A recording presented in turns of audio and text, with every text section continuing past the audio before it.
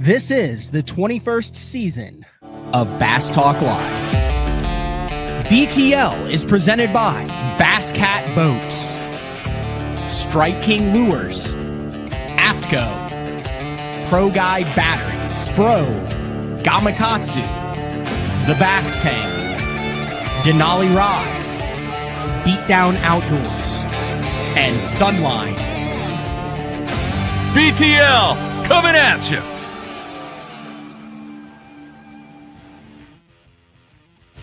Good morning and welcome to another exciting edition of BTL Bass Talk Live, where we are going to talk about bass fishing. We get a quadruple dip of Frank Scalish here, not just on our regularly scheduled day 4 as we rapidly approach show number 200, but kind of it's a semi-annual thing now. You didn't make it down last year, but 2 years ago, we're going to be fishing together a lot more. So I figured, why not stick around jumping on a couple of regularly scheduled BTLs and chat about all sorts of things that are happening in the wonderful world of professional bass fishing. Frank, thanks for sticking around for another show. It is my pleasure.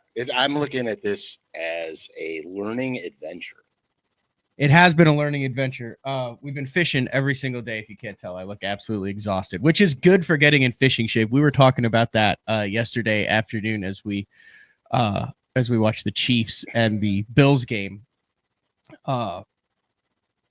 It's amazing how tired fishing can make you when you're not used to doing it for long chunks at a time. Oh, 100%. And here's the crazy thing is it's more the weather that beats you down, because we've experienced extreme cold, lots of wind, and that's really what sucks the life out of you when you're not in fishing shape. You know, and there's tricks too. I mean, there's tricks to make yourself less vulnerable to the conditions, especially cold.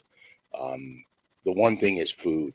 Bring food. Yeah, we've been big on breakfast this week. 100%, because your body will burn the calories you take, which will create body heat, which will then keep you warm when it's 30 degrees in a place that's not supposed to be. I think I'm putting too many calories on, though. Maybe we need to fish a little bit colder. But no, every day we've been the past 2 days. Saturday we went to Lucky Lure Tackle. Frank gave a seminar with on and off the water etiquette, which was really cool. Michael, thanks for hooking that up. If you guys are in the OKC area, check out Lucky Lure Tackle.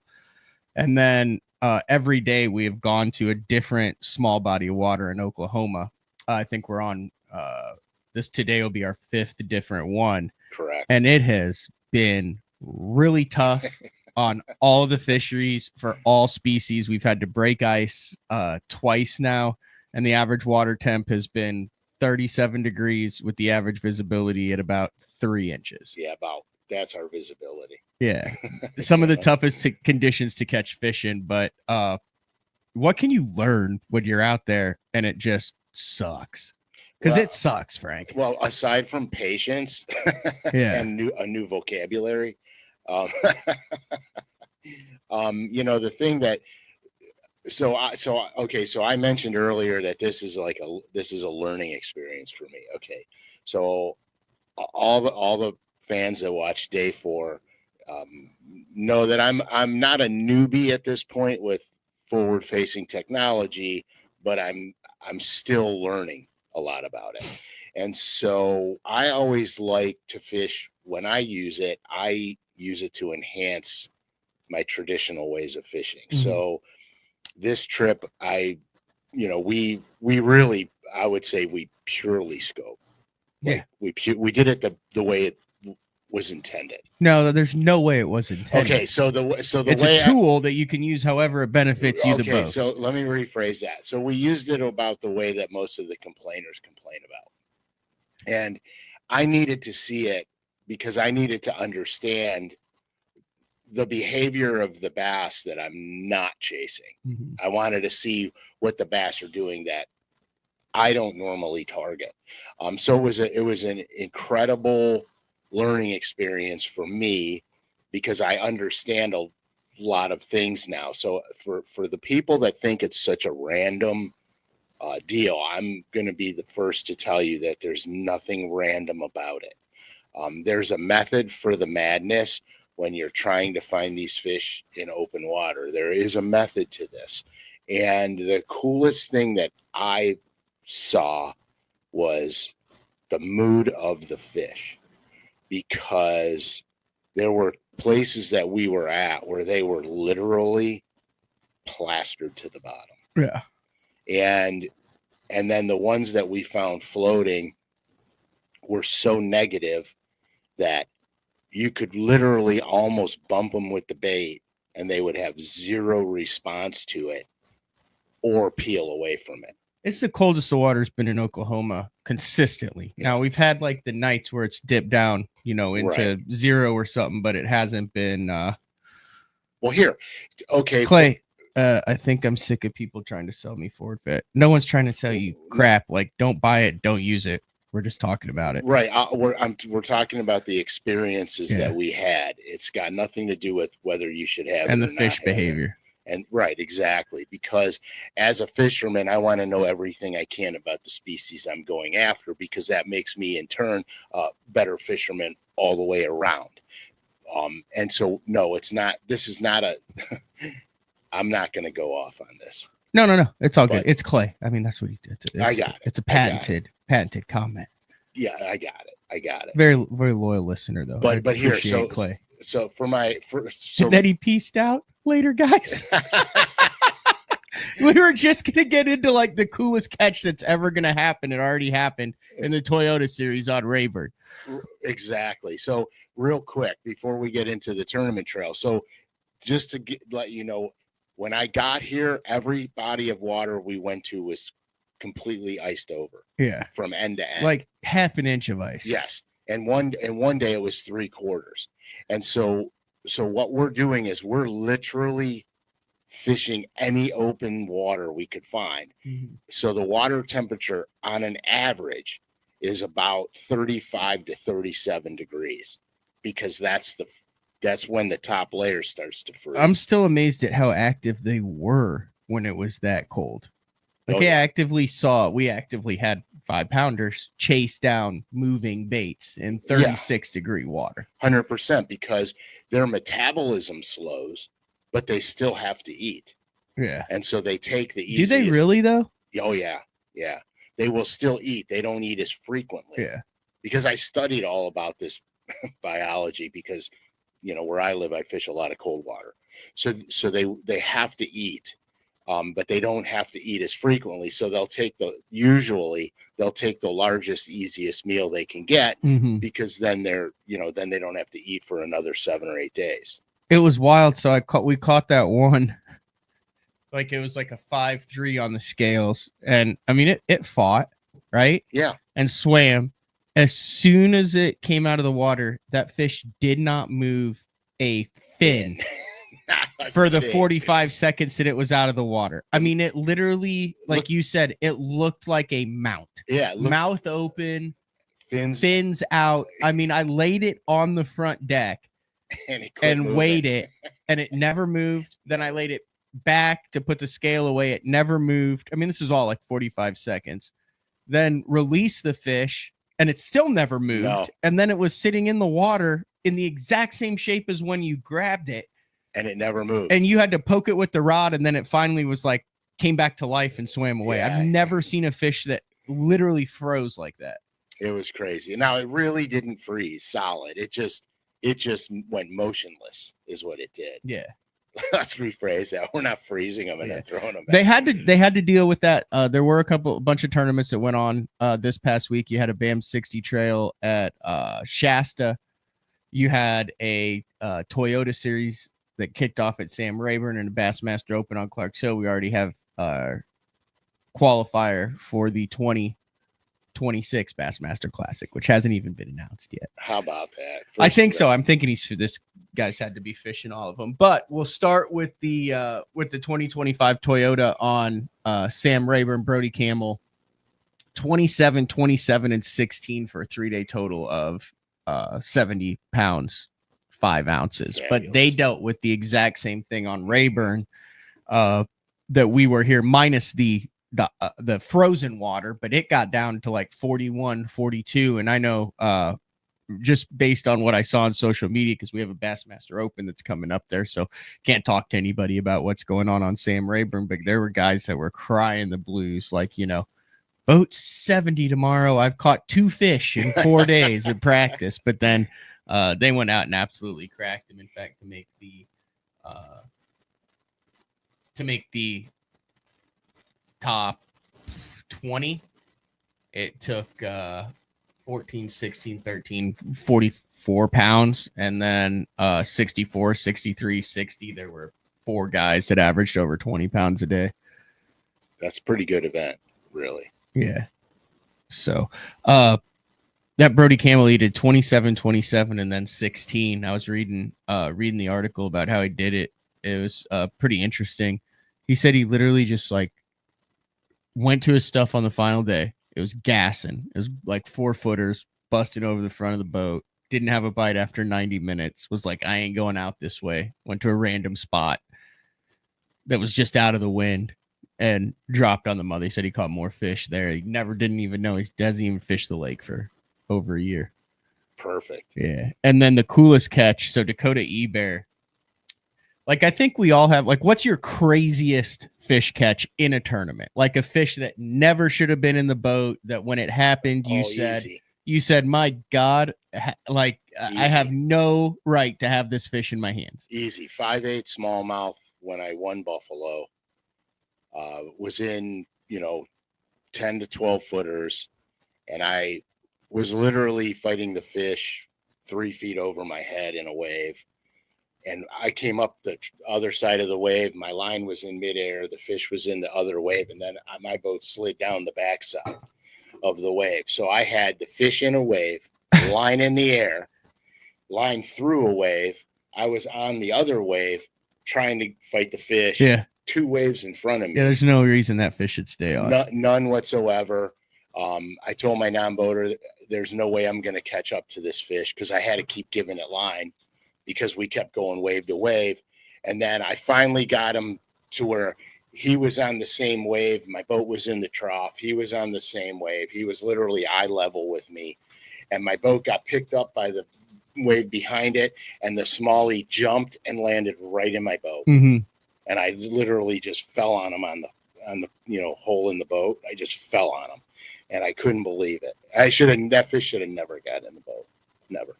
Did you cash a check with it? I won. Oh, you won. That's right. You said that. Sorry, I'm trying to. No, I didn't get a check. Giving Clay a bunch of crap over here, and I've said Clay's an OG, nothing but respect for him. Yeah, you got to respect the guy. Yeah, sometimes you just don't want to wake up in here. Scope talk at 8:30 in the morning. I get it. You get a little cranky. Right, unless it's mouthwash. I had one in a Toyota at God, it is early in the morning. I had one at what's the Ozark? Not on Table Rock. So I'm throwing a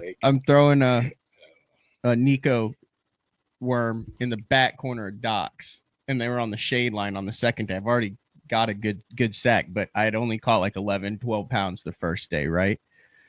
And I thought I knew I had to have a big sack to make a comeback, and I had a big sack. I had like 10, 15 minutes left to fish total. And I pitched that thing in there. You can watch it. It's on the AFCO Bass Boot Camp, the table Lake of the Table Rock. The Table Rock edition.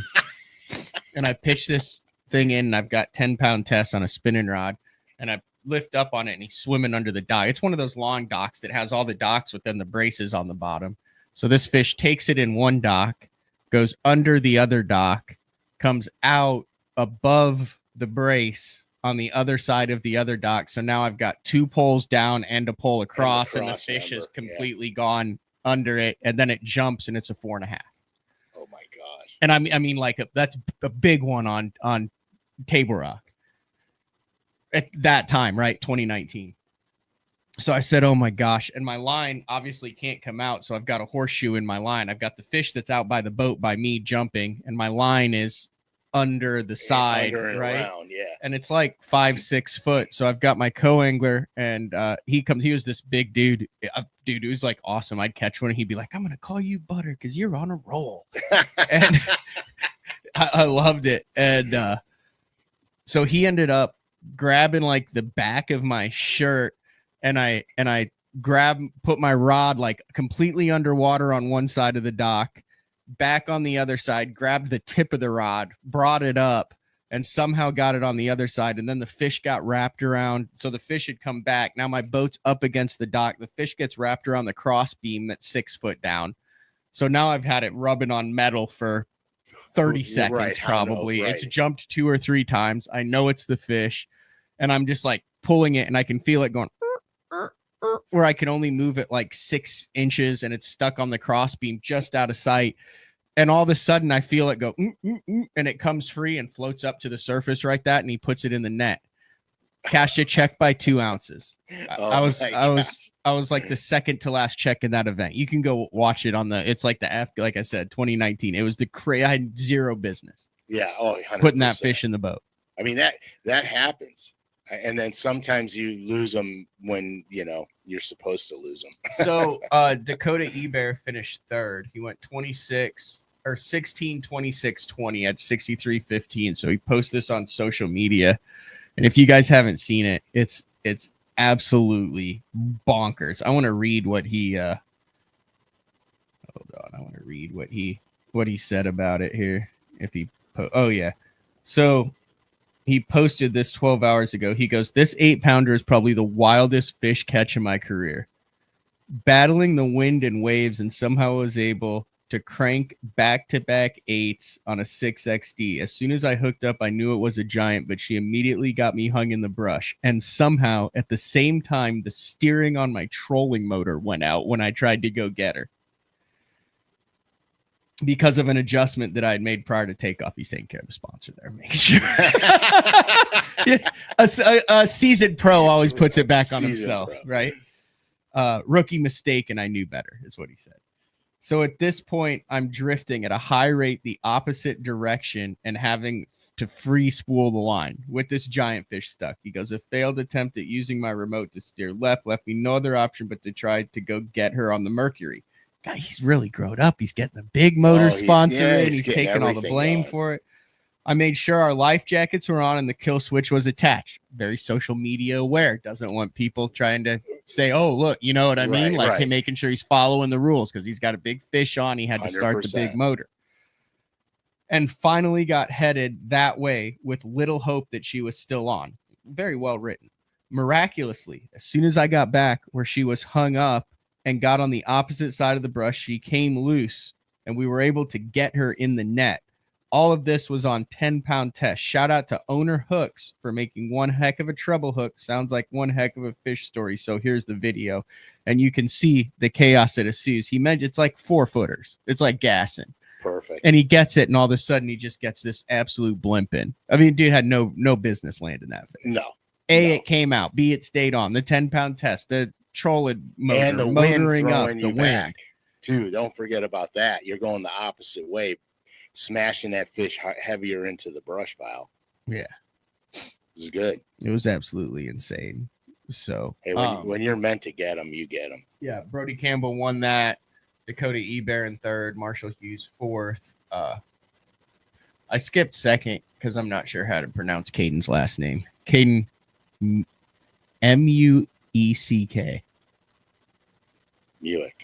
Mueck? I don't know. I'm guessing. I'm terrible with Mueck. names. I thought Italians were good with names. Don't you Only have all Italian sorts of flourishes in the names? Yeah, but you know. Molinari. Cole Moore, Mike Hawks, Colby Miller, Chad Mrazek, and Wesley Braxley. An interesting field here. A lot of the guys that didn't fish it, there were 115 that fished it because that open is there. It was during the 30-day off-limits period for the open. How did Todd do? I think Todd snuck in and cashed a check. I think he made like a really nice comeback. Yeah, 14th. He went 14:03, 15:10, and 18:01, 47:14. Now, your veteran tournament angler, Frank, is one of the hallmarks of a quality angler, a guy who can increase his weight each day of the event. Like fishing the opens and watching it seems like the hardest thing to do is not only maintain consistency, but increase your weight each day of the event. Yeah, I mean that's a good sign. That means you're making the right adjustments. When you're continually adding weight to your limits as every day progresses, you're making the right adjustments to keep it, to keep going forward. But I won't say that a decrease weight has something to do with the angler's abilities, like the guy who won it at 27, 27, and 16. He just clearly was running out of fish, or the wind affected what he was doing by where he was at. So that isn't there, I wouldn't say that that's an indication of not being a good fisherman, but increasing your weight continually through a multiple day tournament is amazing, because usually the weights will fall off every day by a pound or so. It used to be more than that, believe it or not, but now it's about a pound or so.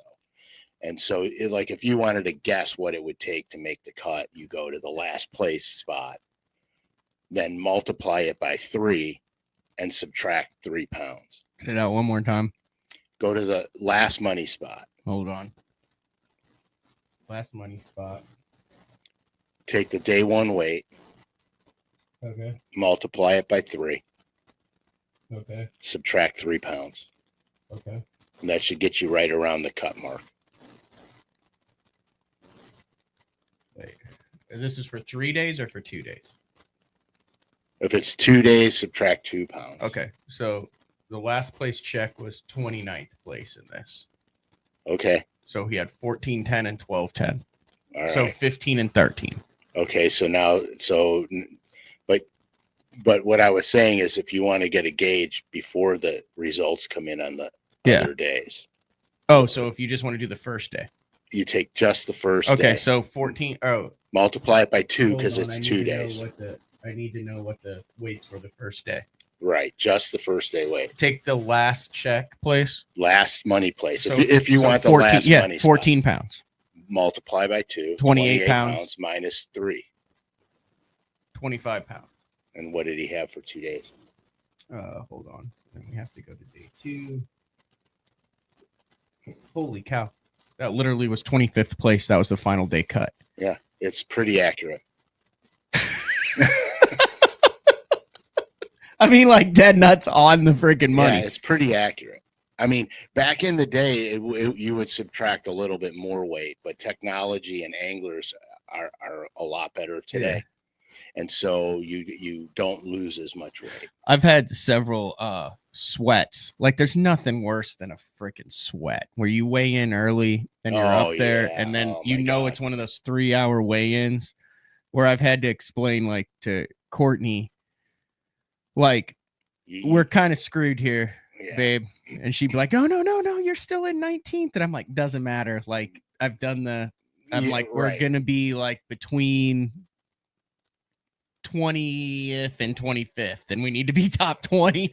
Right. So you could do that with any place. Like if you need to finish in the top 20 after the first day, you take however many days it is, and you do the same formula, and that should give you it's a ballpark. So it could be up or down a pound or 2, but it gets you in the ballpark of where you need to be shooting. So you're like, okay, I need to be in 20th place. This is the first day weights. All right, here's where I got to be to finish this tournament in the top 20. So now you've got a weight gauge that you could shoot for while you're fishing. So you know what you're catching on day 2, what you need to catch on day 2. And then conversely, you'll know what you need to catch on day 3 to make that spot. I like it. All right, we had a couple other events going on. We're gonna take our first break now. I have some severe FOMO going on. Kevin Rogers is at Pro Bass Adventures down in Mexico. Oh my gosh. Like mid-30 sacks on whopper ploppers and top waters, and then like busted a 40 rack on glide baits yesterday. Oh, like just haven't been there like a month ago. Like I know like what it's like, and we're here breaking ice in 37-degree water. So you're moving there? I don't know if that's a possibility. It won't be. No. If they would let me move there, but yeah, no. I'm going back though. So we're going to take our first break of the show, and we come back more with Frank Scalish as we break down the first, what I would call real week in kind of professional bass fishing with the Open, Toyota, and BAM 60 all taking place this week. And then we'll look ahead, and then we're going to get out of here. We finally have no wind, and temperature is supposed to touch 50. So BTL. And no ice. On a Monday, we'll be back right after this. Pro Bass Adventures is reinventing Mexico bass fishing. With boats equipped with 12-inch Garmin units and LiveScope Plus, free loaner fishing rods, and no-cost airport transportation, Pro Bass Adventures is proudly putting you in the best position for success. Pro Bass Adventures has lodges on Lake Baccarat and Lake El Salto, Mexico's two best trophy largemouth bass lakes. Visit probassadventures.com or email probassadventures@gmail.com. The official Mexico fishing lodge of Bass Talk Live. The new Puma STS has been redesigned from the ground up. With the angler, design, function, and performance in mind, nothing on this new offering was compromised, and the only thing carried over from the previous version is the name. Based on the Soft Touch series hull that started with the flagship Jaguar, this new model is nimble and performs incredibly well at all speeds with either a 250 or 300 horsepower engine. Featuring a new 96-inch wide-body footprint, this hull measures out at 20 foot 7 inches in length. Industry-leading design coupled with tournament-winning performance. The Puma STS from Basscat. Feel the rush.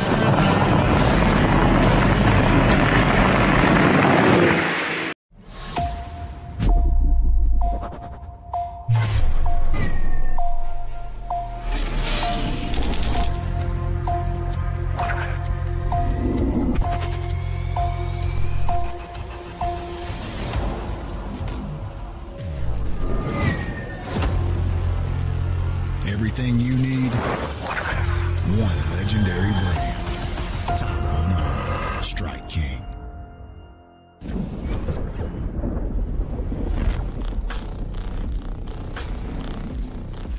Gear that just plain works. Cast after cast after cast.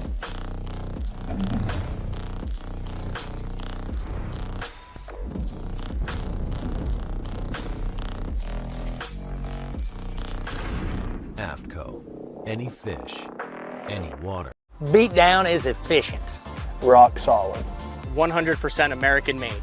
This thing is super tough. I mean, this thing is not going anywhere. I've ran the Beatdown double stack from Florida all the way up to New York. And the one thing that I know is when I get to my fishing destination, I never have to worry about issues with my graph mount. Your options are endless with these mounts, but they're steady, they're solid. These are the most reliable mounts on the market, and you can't go wrong with the Beatdown.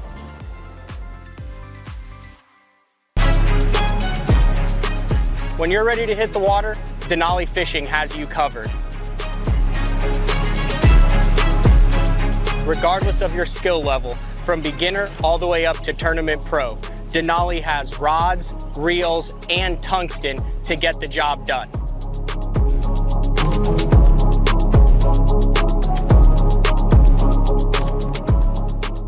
Check them out at denalifishing.com. All right, welcome back. It is a Monday BTL with Frank Scalish in studio for the last day. Then you have to venture back to the friendly confines of Cleveland, Ohio. Correctamundo, where it's always cold. Yeah, where it's always cold. Hopefully, we'll be able to send you home with a few crappie today. Like I said, we've been kind of poking around all the different lakes in Oklahoma, so I think we got one. We got a pretty safe bet. We'll at least put a couple dandies in the boat. It's been fun. Yeah, it's been real and it's been fun, but it hasn't been really fun. Well, it's been tricky. I've been very disappointed in the output. I mean, we've caught fish. Yesterday we didn't, but we also drove a lot of water yesterday. Sometimes, dude, it's all about the adventure. Yeah. And so it's been an adventure. I mean, sometimes it's also all about catching fish, but that's neither here nor there. Bassmaster Open took place. Clarks Hill mentioned that, the first in Division 1 of the EQs. Very interested there. It's a full field. It's 230 anglers in Division 2. Division 1 had like 156, 158. So I think they still, yeah. So this is where it gets me. So obviously the payout is less, right? Yeah. But they still pay like 45 places. So MLF, what I like they do is they pay whatever the percentage of the field is, right? So it's like 1-3, 1 and whatever. Bassmaster just pays the top 45 instead. So regardless, so they'll pay the top 45 out of 230. They pay the top 45 out of 153 or 56, whatever it was. Yeah. Yeah. I mean, it's just an interesting way to do it. Yeah, it's definitely two ways to do it. Yeah. Looking at some of the names, some interesting. Now, I don't know. I haven't spoken to any of them. Michael Neal top 10'd it. BPT angler. Wesley Strader also fished it. I know that Bassmaster made a. Well, I don't know. I would assume, based on the scheduling, that it was a calculated decision for Bassmaster to have an open series that does not conflict with the BPT. And there were a number of BPT anglers that jumped in that, but not nearly as many as I thought. Yeah, I mean, it's monetary. I mean, some guys just can't add more tournaments to their game plan. Mm-hmm. I mean, back in the day, I did the elites and the opens, and it was brutal, to say the least. Yeah, and it was a lot of money. I can hear your tummy is rumbling. Yeah, dude. You're used to eating breakfast earlier. Well, normally, right? Because normally, I know I got your routine all thrown off. I know, but normally at this time, I've already eaten, I've already worked out, I'm ready to go. Chase Clark wins that event, 47-7, kind of a runaway victory, almost a 6.5 pound victory, 35,000 for the win and a spot in the classic, and really off-headed to a good start on the EQs.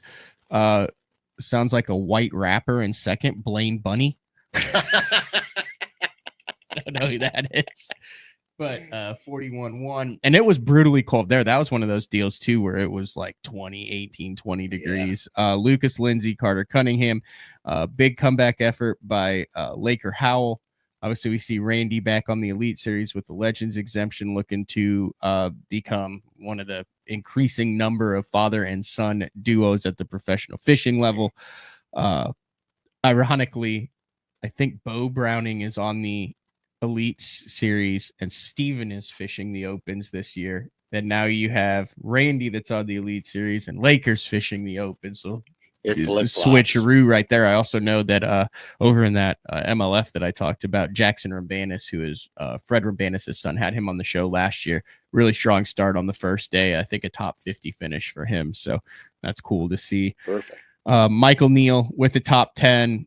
I have not talked to him. We need to get Uber Eats on the way. Trailer Rick. That's what Rick said. Better get Frank an Uber Eats order on the way. Thanks for looking out for me, buddy. Yeah, here it is.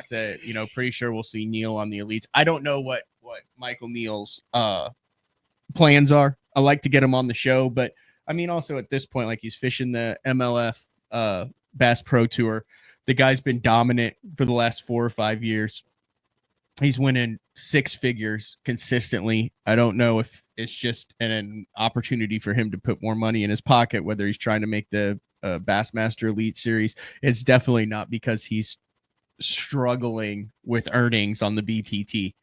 So right. I think it would have to be more of a classic career move for him if he was to. I mean, we're putting the cart way ahead of the horse here. But it's Michael Neal. Go look at the stats. Right. Right. Well, I mean, the thing is the thing is if you're familiar on bodies of water and you have the ability to go fish them without interfering with whatever you're fishing normally, why wouldn't you do that? Mm-hmm. You know what I mean? If you could. Oh, Blaine Bunny is 18 years old from Claremore, Oklahoma. He was born in 2006. It was his very first tournament ever. And he finished in second. Good job out of him. I think I just got a new guest for the show. Good job out of him. Yeah. That's badass. Yeah. Does not look like he's a rapper.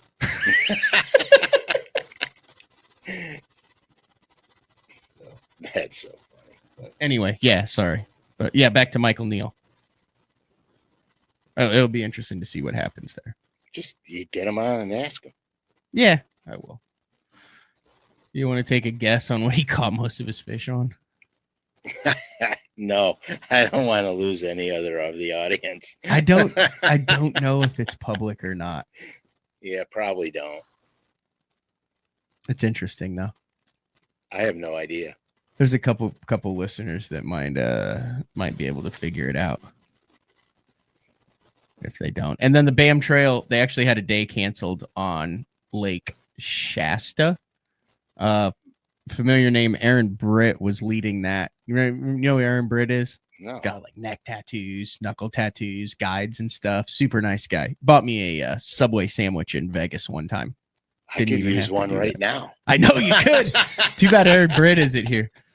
But he was leading, and then he dropped down. He ended up finishing 5th. They canceled the day because of high wind and fluctuating water, and that ended up taking 34-4. Alex Niapis, Niapas. Help me out here. Napis? I'm guessing. Niapis? Sure. Niapis? Sure. Yeah. Sounds like a chemical they put in our food. We're just gonna piss every single person off on the tour. Just make some big fun of everyone's last name. Randy Pearson, Asher Haynes, and Hayden Lee and Aaron Britt on the top 5 of that. But a really good payout: 13-5, 6-6, 5-4, 4-5, 4-9. I had Kent Brown on last week. He talked about the struggle of the national trails to go out west. I know you struggled with that too when you were fishing the Bassmaster Elite Series. Yeah.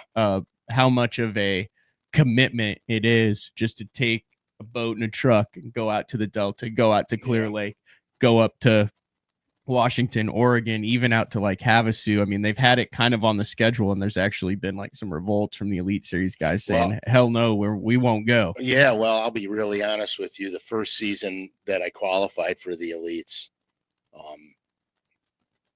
we were going to the Delta, and I didn't go. Yeah. Or the second season, my bad, second season. Yep. And I refused to go. Just financially. Right. Financially, and to my detriment, it was a bad decision on my part because we were one and done back then. We didn't have 2 seasons, 2 seasons. Mm-hmm. So we were one and done, and it was a bad decision. It was a really bad business decision because I should have bit the bullet and went, because I got booted out of the Elites and then had to requalify, which was okay because I did requalify. But I never chose not to go to an event after that because it was a really poor business decision. That's fair. The BPT kicks off. I want to get your thoughts on this. So the Bass Pro Tour kicks off this week on Lake Conroe. They're debuting the 1 period of forward-facing technology. So the way I understand it from talking with Justin Lucas is you get that they do not know, the anglers do not know who is using it and who is not, but you declare which period you're using your forward-facing technology in, and then the other 2 periods you don't have it, but we as viewers will know, I guess their name's going to come up in a different color, who is using scope or active target 2 or Mega Live 2, whatever forward brand. But you can practice with it, but you only get 1 period a day. Kind of cool. I mean, if we're competing against each other, right? Yeah. And we're both going to use it sometime in the event, I would assume. And nobody knows who's using it when. Right. Unless you drive past them. Well, yeah, clearly. Unless Which you drive. I brought up in a previous show. If I've already, if I'm catching them on the bank, blind fishing, and I hear a boat coming, And I'm grabbing a spinning rod and going out and looking down. I want them to think that I'm using it when I'm not, or vice versa. But the thing that I mean, think about that strategy. it's a good strategy Because you know who has weight, right? I think they're still doing it this. So I would know that Frank Scalish has 56 pounds today. Oh, thank you for that. And then if I drive past you and it's 9 a.m. and you're in the middle on of the bank flipping Yeah. cypress trees, well, I'm like, okay, well, Frank isn't scoping. If you're out in the middle with your head down when I drive past, I'm going, okay, I need to be out scoping for my peer. You know, I'm not Right. saying that I'm trying to cheat off of it. I'm saying everyone gains information that way. You're right. You get information. So there's going to be some like red herrings. There's going to be some guys that try to make people think they're doing stuff when they're not. Okay, so you could practice with it, right? You're allowed to practice with it. Yes. Okay, so if you're practicing with it, would you not know the best time of the day to be I would assume so. out there looking, right? I mean, that's where the strategy comes in. right. So then you plan your pick off of Unless conditions. Change. you know that you could catch them out there and they bite better in the afternoon, but you don't want 3 guys out there beating on that school before in the you- morning. So then by the time you get there, they've already been smoked by 3 guys who Okay, but, opted to use their scope in the first period. okay, but here's my thought process. If you've got bass on the bank, chances are the morning bite for those fish is going to be better than the afternoon bite. I would think so. And if they're not spread out all over the place, chances are another competitor finds those same fish. Mm-hmm. So you want to get to those first, take advantage of it first, and then Right. later go out and do the deal. Now, what if I had this scenarios with Lucas and he's like, that's why you're screwed up. That's why you're screwed up in the head. He's like, it never crossed his mind. But I'm thinking, well, let's say you use it in the second period and it doesn't play out. Well, now you're totally spun out going into the third. If you're a scoper. But let's say you save it till the third. So now you're not spun out because you're like, I've got this ace in the hole. But now you're scoping too fast in the third because you're trying to make trying to up all catch this up weight ground, while yeah. everyone else has it. So you're 40 pounds back outside the cut and it doesn't work out in the first half hour. Now you're speed scoping and you're behind. So now that plays mental tricks with you. Except that if you have the option to scope, that doesn't mean you have to. Correct. So you could play it that way and you can do a little of both. You could be in an area where you're catching them conventionally, knowing that there's also some out behind you. But you're not going to use your period to scope then like that. You're not going to, I would assume like if you have a period to scope, you're not going to want to spend half of that period not scoping. But if the conditions change and you said earlier, you're not catching them out there. I agree. But also, don't you think a lot of these guys will feel obligated that they have to strictly scope, even if it's not the best thing because, hey, it's the only period they get to do it and they don't want to waste it. So you've actually got guys that are less effective because they feel obligated to use it. No, because if you're fishing fish, you do what the fish are telling you to do. Yeah. Not what you feel obligated to do. And so I think that you have the advantage of using forward facing during that period. But if the fish aren't giving it to you, you don't have to stay with it. Now, if they said, well, if you choose the scoping period, that's all you can do for the period, that would bum my head a little bit. Are you more likely now that you know and understand this to go to majorleaguefishing.com and watch it live this week to see how it plays out, or not really a live watching guy? Is this something that as a fan of the sport, as an old school guy who's made a career not looking at anything in front of the boat, and as a guy who's now incorporating it into his fishing, does this format interest you more? It interests me in the sense that I would like to see the strategy that guys employ. I would also like to see if they live and die on it and to their detriment, or if they try to go out there during their time to use it and then it's falling apart, if they revert back to the conventional way they were catching them prior. To me, that's a little bit interesting. And the fact that your competitors don't know who's doing it when or what, but that's easy to see when you running down the lake and you see a guy floating in the middle of nowhere. That's pretty easy to determine. Yeah. Now, are you more likely to tune into the NPFL when it kicks off with 0 live scope? Does that interest you now? They both interest me, to be honest with you. Both do. I'm a fan. I'm a fan of, if the technology is available and it's not illegal, you should take advantage of every opportunity you can to become a better angler. That's my philosophy, even though I would consider myself old school, because I fished 90% of my life traditional means, 2D sonar, then side imaging, idling around for days, looking for stuff, et cetera, et cetera. How much professional fishing content online do you consume? We talk about day 4 where we're talking about fishing and stuff, but I'd never have talked to you about like the business side of this. Like, are you a guy who watches it? Does it interest you? Yeah, content interests me a lot because basically I want to learn as much as I can. So you watch it to learn, not for entertainment. Right. I'm only watching stuff to learn. My entertainment is in the learning process when it comes to fishing. So I watch, my content that I watch is for a learning curve. Okay. And I do it with paint too. Like I watch a bunch of automotive painters online and stuff like that because I want to know new tricks, new things. And that's kind of what I do. Like I can't sit, like, I'll be honest with you. I don't watch much tournament play. Mm-hmm. I just don't. But if I hear something going down that I don't know about, then I start researching the tar out of it because now I want to know something. So that's kind of how I do it.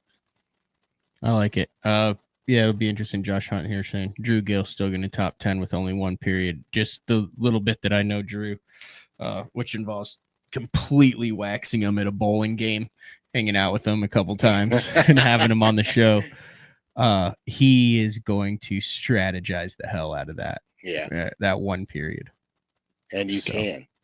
And then the Elite Series doesn't kick off till February. It'll be very interesting. I fully expect that this class of rookies, along with last year's class of rookies, and then I think 60% or 50% of the checks will be cashed by anglers who have been on the Elite Series 3 years or less, which is unheard of. I mean, imagine that, like back in the day when you were fishing the top 150s, 06, 07, could you imagine? Now, granted, there were just as many every year. Imagine like when a rookie had a good tournament back then, it was a big deal. Yeah, it was a big deal. So it'll be interesting to see what Bassmaster does with the retirement of Mark Zona, how they fill that, who they have jump in, what happens. But yeah, that's it. I think I got to get Frank some food, guys. His stomach literally is nonstop. It actually sounds painful from over here. It's not painful. So we're going to do that. We're going to hit the lake today, and we'll be back tomorrow with a brand new day 4 episode. Frank, I can't thank you enough for coming to Oklahoma, taking a week out of your life, helping Mike out at Lucky Lure Tackle on Saturday. Also, little stop by the bass tank there. Yeah. So that was cool. That was cool. I out. had to, you know what? Because I can't drive there from Cleveland just to stop by and say, hey, what's going on? Let me see the place. So we got to go there and, see the operation in full swing and meet everybody. And it was great. It was absolutely great. Hashtag Feed Frank and hashtag Famished Frank are now trending on Twitter.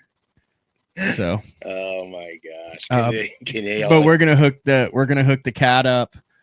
We're going to head to a pond. We're going to get the long rods out and we're going to dip for some crappie. A lot of interest in that.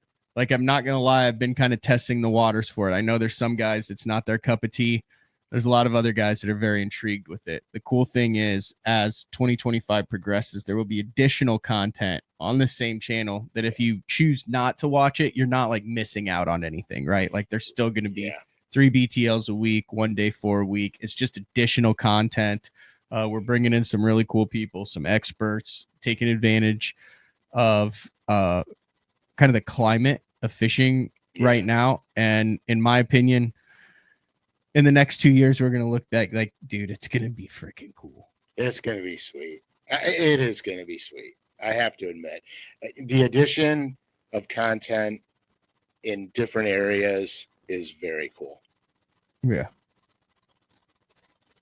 Yeah. No, I need to get Blaine on the show. Finished second, his first event ever, 18 years old, and he's from Oklahoma. Yeah, you need to. Dude, that's impressive. I mean, you It's go out to very Clark's impressive. Hill, Blueback Lake, a Carolina Lake, different type of setup, brutally cold, changing conditions. Yeah, it's cool. So, all right, this has been another edition of Bass Talk Live. Same place, same time tomorrow. We'll talk to everyone then. See ya.